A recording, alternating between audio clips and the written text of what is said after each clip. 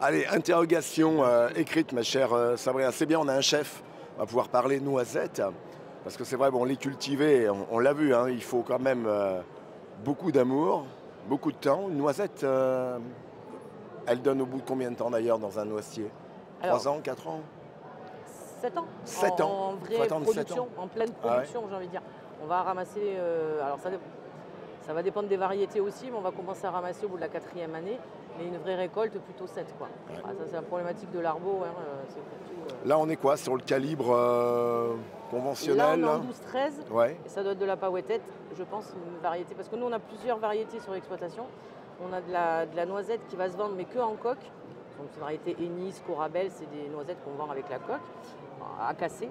Et après, la noisette dite industrielle, donc celle-là, la paouetette notamment, la tonda, qui est une noisette italienne, qui va très très bien pour tout ce qui est transformation. Donc, qui sera forcément cassée et que nous, on utilise après pour faire toutes nos... tous nos Jai, elle est un peu magique la noisette, Michael.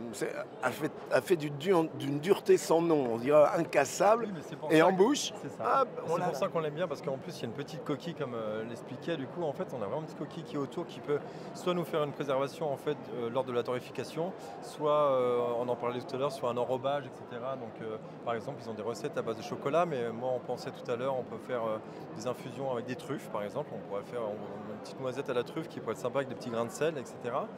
On peut aussi la travailler donc sous forme de praliné. On peut voilà, il y a tellement de choses à faire avec ces noisettes. Et l'avantage, c'est que la diversité de toutes les races de noisettes, et ben, chacun, on peut faire les huiles, on peut faire la torréfaction, on peut faire du croquant, on peut faire des chocolats. Voilà, on peut s'amuser. pensez noisette quand on est un chef. Ça vient comment ça? On se dit tiens, pas con, la noisette. Ouais, ça a ce goût un petit peu gourmand, rassurant. La noisette, ça va un petit peu avec tout. On peut voir ça par exemple, moi je le vois tout de suite là avec une petite salade de homard, agrumes, voilà, avec une petite huile de noisette en finalité dessus, juste pour ce petit côté rassurant. On peut le voir aussi je le vois bien aussi en faire des petits avec la pâtisserie. Ouais, d'accord, bien sûr. On peut le faire sous des palais à la noisette avec la farine de noisette. Ce que vous faites aussi. Donc voilà, on peut torréfier les noisettes pour faire des biscuits.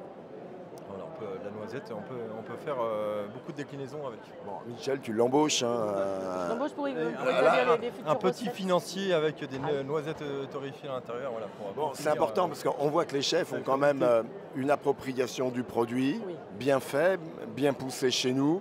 Sabrina, c'est important. Alors, deuxième Nous, on question. travaille déjà avec quelques Bien chefs sûr, pâtissiers, ouais. etc. Justement, on fait aussi de la purée, nous, de noisettes. Donc, De la c'est 100%. purée de noisettes. Oui, on va la torréfier et après on la broie, tout simplement. C'est la base des pâtes à tartiner aussi. Ouais, hein. d'accord. Sauf que là, il n'y a pas de sucre, pas de chocolat. Et eux, ça leur sert de base pour leur Ouais. pâtisserie. On travaille avec des glaciers aussi, qui utilisent ça en base pour faire de la glace à la noisette, etc. Et nous, c'est vrai que notre méthode pour faire la pâte à tartiner, on reste encore sur quelque chose de un peu granuleux, pas complètement lisse.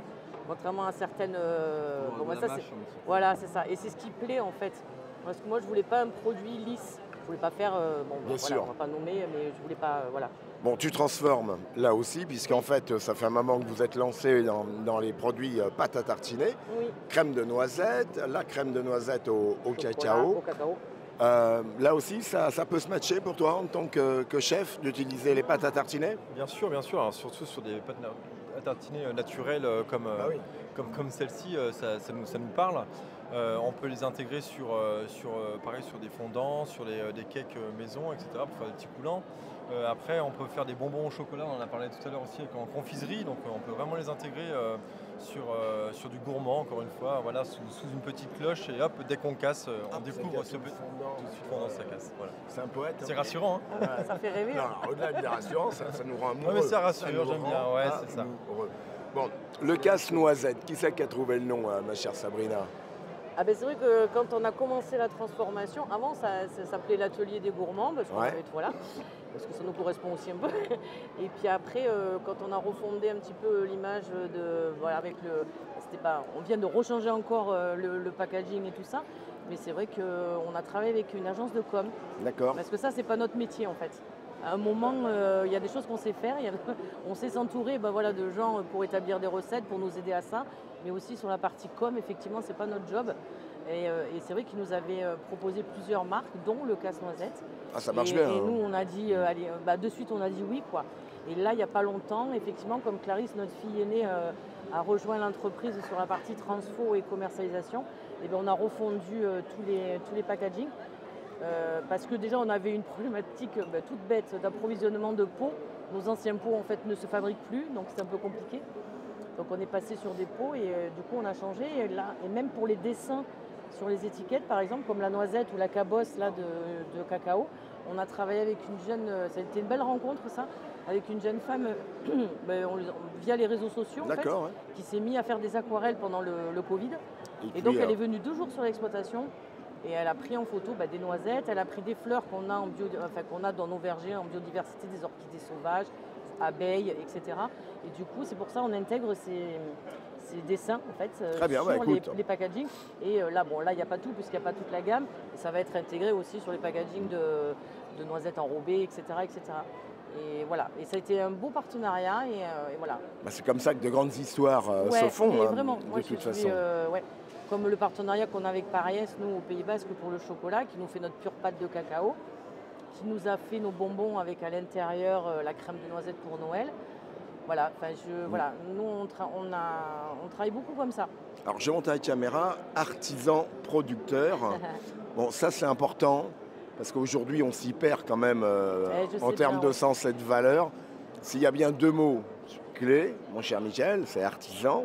On va dire au moins, il y a un art et il le travaille. Et producteur, c'est que ça vient de la ferme.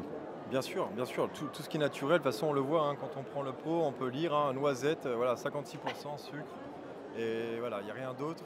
Après c'est à nous de venir un petit peu maquiller tout ça avec déjà des bonnes bases, mais voilà, entre les huiles, les pâtes à tartiner, le fruit par lui-même, sur diverses races variées, etc., on peut faire de l'entrée jusqu'au dessert aux formes de la noisette, comme on peut le faire avec la truffe, voilà. C'est ça. Et là, sur un produit très simple, on peut vraiment se faire plaisir et être gourmand. L'esprit Eurotoc, Guillaume Gomez l'évoquait, hein, c'est là où finalement toute cette richesse de ces artisans, agriculteurs, producteurs. Grâce à eux, on peut quand même créer des plats très simples, mais à la fois complexes par toute cette magie qui nous donne. Et voilà, la symbiose entre nous tous fait qu'on a des plats simples, bons et gourmands.